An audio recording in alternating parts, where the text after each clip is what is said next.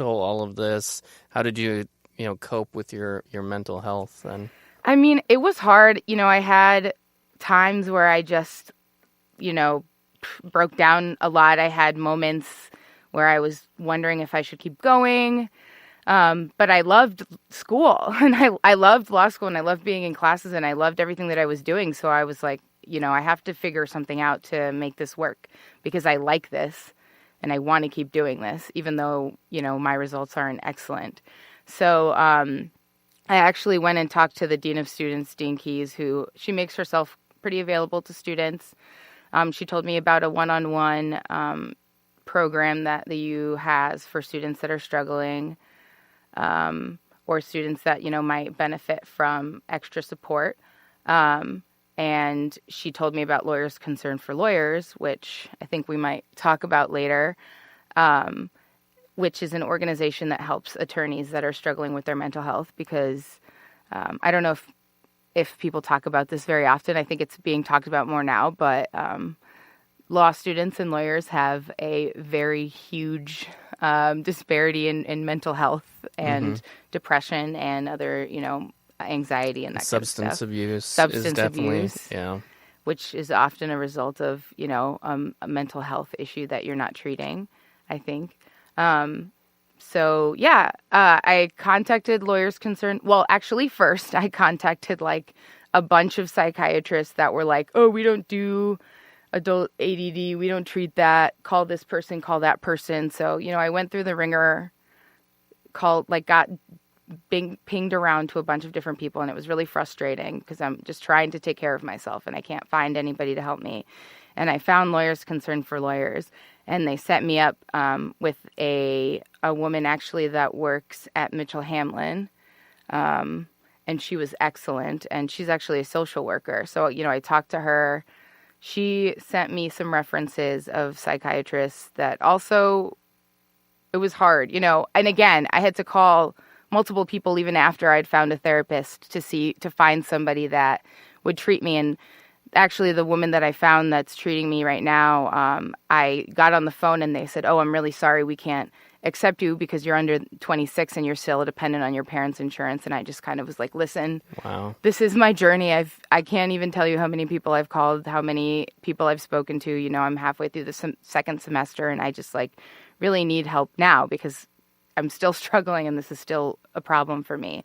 And I was really lucky. The woman on the other side of the phone, she said she was a mental health nurse. And so I guess she felt some sympathy for me. And she got me in to see a psychiatrist who diagnosed me with like ADHD and helped me, find some methods to sort of mitigate that. And so it's weird, again, being an adult and like randomly being diagnosed with this thing that you didn't even think about up until now. But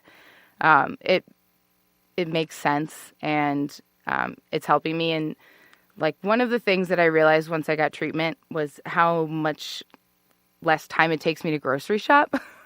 Okay. Yeah. How So, how does that come about? well, it's just crazy. It's just things that you don't think about.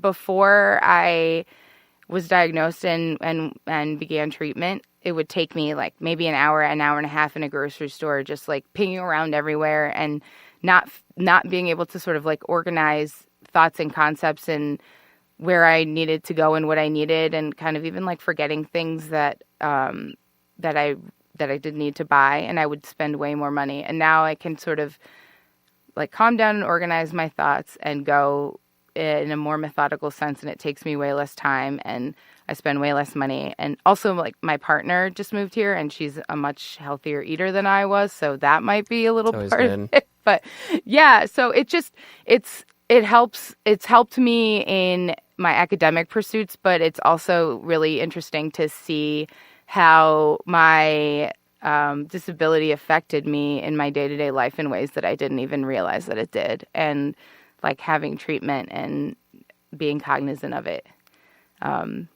has been really interesting. And I thought that the medication that I was on was helping my memory retention, but then I realized that I just hadn't been paying attention before I was on in school. Yeah. Okay. Well, in school, but also in other things. But yeah, like I was like, wow, this is really helping my memory. I'm remembering so much more of this textbook that I read today. And then I'm like, oh no, I just wasn't really reading it before when I thought I was. And it was taking me twice as long to not read what now I'm just actually reading the first time through and picking up a little bit of. So Right. And so kind of before you even got the treatment, was there any sort of substance abuse that you saw, either for yourself and also like have you seen other students kind of engaged in the same manner? I guess what have you seen at the U of M for the 2 Ls that went through that 1 L in terms of substance abuse and how they coped with their mental state? I don't know a ton about like serious substance abuse. I feel like it's pretty hush-hush. Yeah, I mean, we all drink, and Right. I'm sure that some of us drink more than Weird we how should. everybody's nodding their heads up and down, up and down. So I don't know.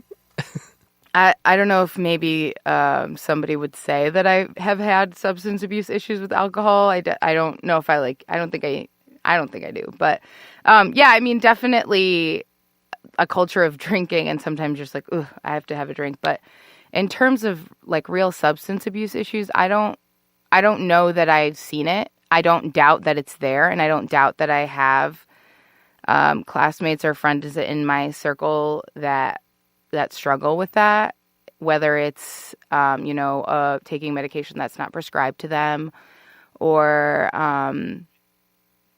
abusing alcohol or abusing other substances, weed, the devil's lettuce. You do weed. But yeah, I don't know. I guess I also maybe am a little more like lax about using substances than some other people might be. So right. Okay. Edit that out. We don't edit anything out here. Yeah. There's, No black tar heroin. From my perspective, there's a lot. There's a lot of that. We were in different sections and had probably different exposures, different experiences, and I would say there's a lot of that. There's a reason. All I'll say is like there's a reason that LCL exists. There's a reason that people are going to warn you 50 times during orientation, probably, like to not become some sort of addict. Similarly, at Mitchell Hammond, during orientation, that was a heavy subject. I mean, I think it's come to light more, especially when you talk about mental health. It has been sort of a taboo subject, up until more recently. So I think that making sure that the community is reaching out and helping each other out with those kind of issues, it not only helps you with your school, but it helps your peers and make sure that everyone is progressing in ways that are maybe they couldn't do before. I mean, and I see what you're talking about too. My fiance is a mental health nurse as well, so she sees a lot of those things every day. And I mean, what you don't know, what you don't. I mean, if you don't know what you don't know, it's hard to figure out how to get help. So I think maybe what you're doing is taking that next step and actually figuring out that something is wrong and getting help is something that more people should do. And in fact, I think I should do that too, because I find I have a lot of like learning, not disability, but like I find it really hard to learn something. So I think that is something that everyone should be more aware of. Yeah, and sometimes I think about how much privilege I have and how much help I had in looking for these resources. I went a week without health insurance because I didn't sign myself up quickly enough, in my entire life, and I had this whole system of people that were willing to help me, and a person that I could call, an organization that I could call that offered me health, mental health care, and Boynton Health Clinic, and all of these people. And I can't imagine what it must be like for people that don't have those resources to try and find help. That was one of the biggest things that I was cognizant about during the process, is like, it took me months, struggling to find somebody that would help treat me with like all of the resources under my belt, an incredible healthcare plan, a huge, university at my feet, and all of these people that were willing to help me. And I just can't even fathom what it's like for people that don't have that sort of support to even, start trying to find a mental health professional. Right. So I think, really the moral of the story is if you feel like you have an issue, reach out. The LCL is a great first contact. And so we're actually going to talk a little bit more about that after this break. And we'll be speaking with Emily Weber here very shortly.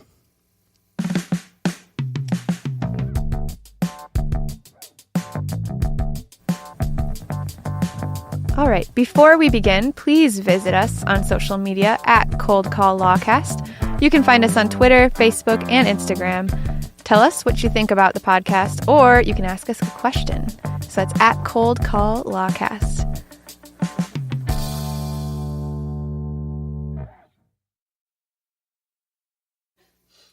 So welcome back to the Cold Call Lawcast.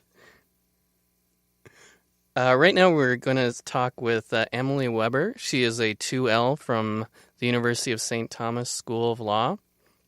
And so welcome, Emily. Hi, it's nice to be here. And You're more than welcome to run out of here right now if you want to. I'll be quiet. This is awesome.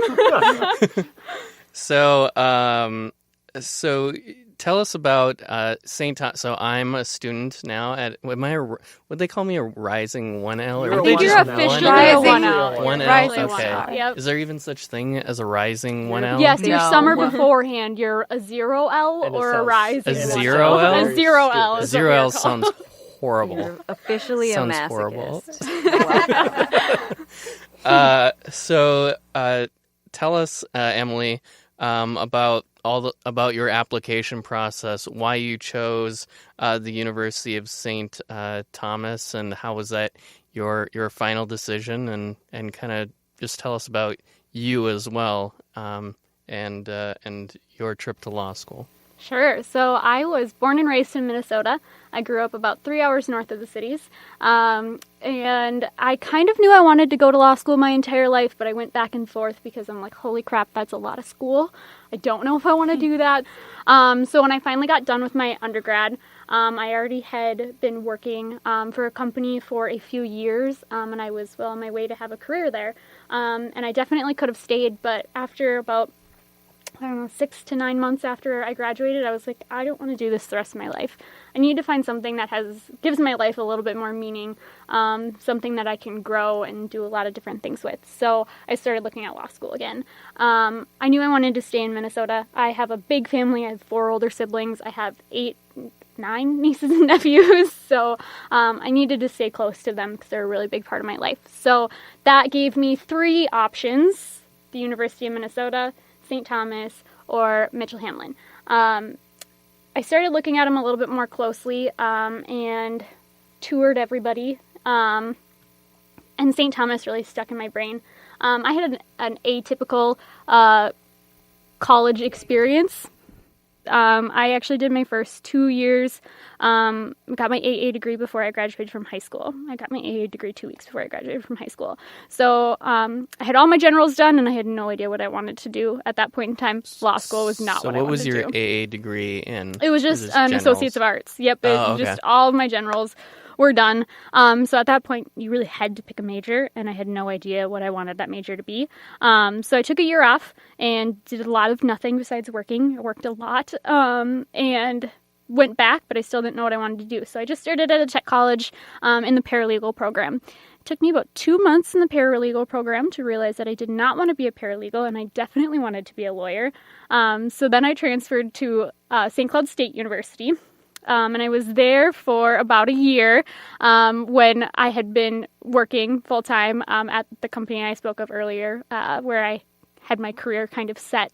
Unfortunately, at the time at least, St. Cloud State did not cater to atypical students. So I couldn't get my degree either online or at night. I would have had to leave work during the day. So after being there for only a year, I finished online. And where were you? What year were you there at St. Cloud State? 2013. That's a I'm rough so estimate. old. I just realized how old I am. Yeah, we Yeah, know. because I graduated 2008 from my undergrad at St. Cloud State. So. Gotcha. Yeah, And I it took think him like 9 years to do that. Yeah, the 18th year there was great. Yeah, I think it was roughly 2013. I graduated in 2015, so it might have been 2014, somewhere in there. Ended up finishing online. So my last year was completely online, and you have no contact